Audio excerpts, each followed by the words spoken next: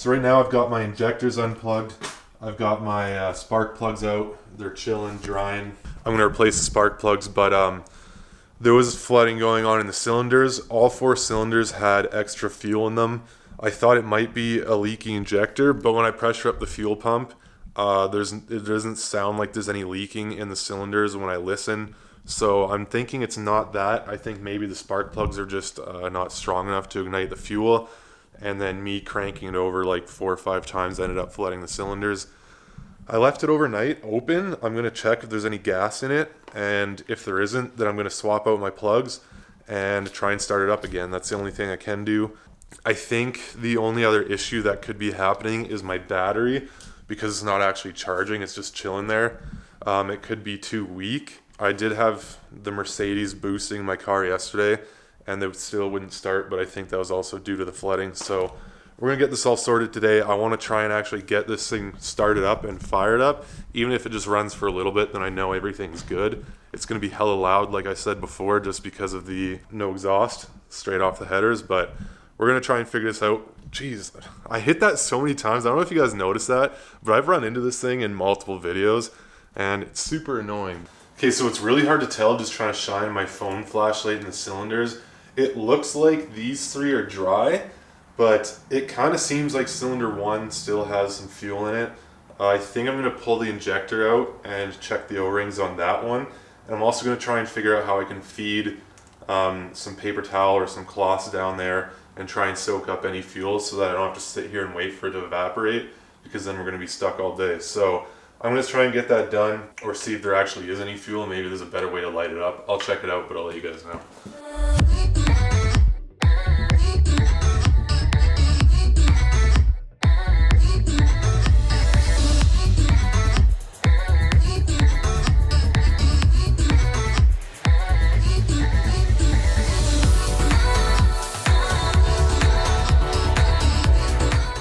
Okay, so the cylinders don't have that much fuel sitting in them, not as much as they did before, but it still seems like it's trying to hydrolock itself. I don't know. I'm going to check the timing. I'm going to check the injector O-rings.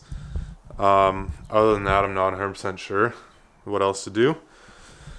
So I guess next thing we'll be checking the distributor. I'm going to pull the car out and figure out how to do the timing on this thing, because I don't know. I've never actually had a KA before. It's only ever been SR20s in my 240s and RBs in my Skyline. So we'll figure it out. Shouldn't be too hard. Okay, so I've got the motor set to TDC. I'm going to pull the distributor cap and make sure it's lined up properly.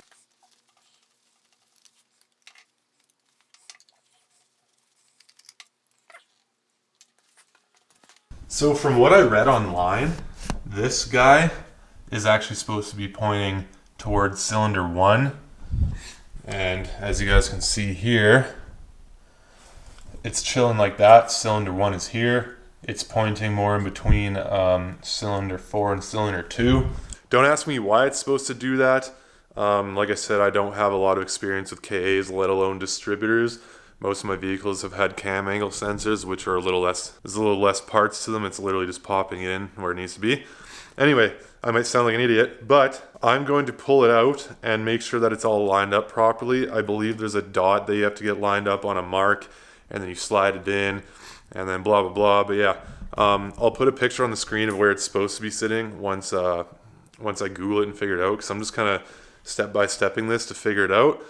And honestly, that's kind of a good sign that the distributor's off. I don't know if maybe because this motor used to be boosted, or it was going to be boosted by the previous owner, and he had to adjust the timing for the tune or something. But I'm going to pull this bitch out and see what's up with it. So I found the image I'm looking for. I've just got to line up that little dot with that mark on the shaft. So I'm going to pull her out. That's apparently where it's supposed to be. It was actually on the other side, so that kind of makes sense why it was out 180. But it claims that's how you're supposed to go in.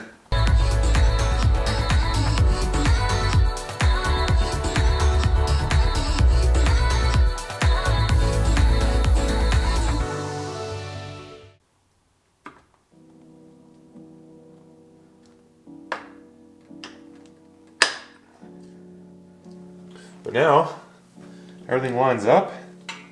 Hopefully we won't be flooding the engine anymore. But I guess we'll find out in a bit. That has to be in the middle, and it should be basically set to 20 degrees according to the forum post I was reading.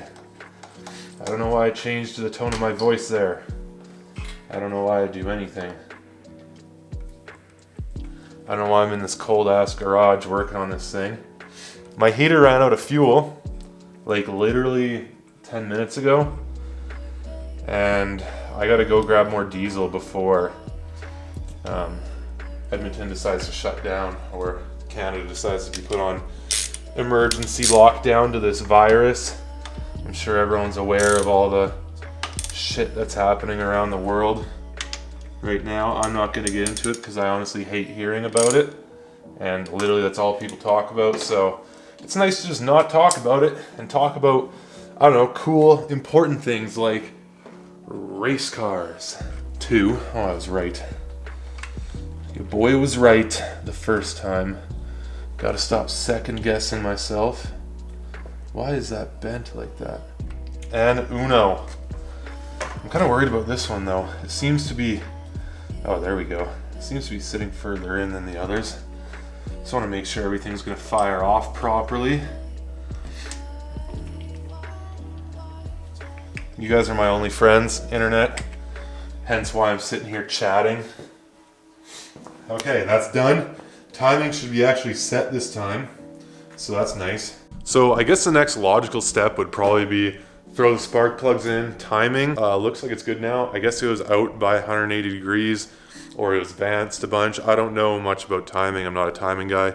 Man, okay, I'm just gonna go off on a little rant right here, but this camera, I have it set to auto ISO, so it adjusts the ISO depending how dark it is. And I understand that, but it seems to over adjust. Like right now to me, this is like way too bright. Like I'm pale, I get that. We've been in winter in Canada for like 6 months already, but it just seems like it's like way too bright. And it's kind of annoying because if I keep adjusting it myself, then I always have to move. Like if I'm trying to talk and then I point to my car, I'm gonna have to keep adjusting. It's just hella annoying. So I'm gonna keep it like this, but I'm just letting you guys know. I'll try and edit it in post, but I don't know. I look hella pale. Normally I don't care, but like it just seems so exaggerated in this garage, and it's super annoying. But anyway, timing, blah blah blah blah. I'm gonna put the spark plugs back in. We'll try again. I'll probably have to boost my car again, but we'll worry about that when we get there.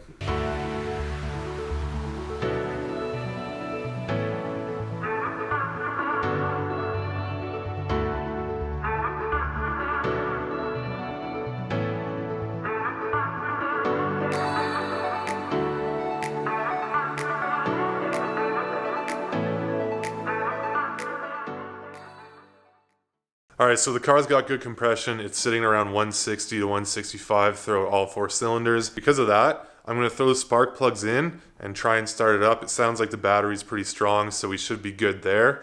And hopefully this thing actually fires. I don't see a reason why it wouldn't, but then again, I've said that multiple times and nothing's happened. So next clip you guys see, we'll be turning it over and trying to fire it up.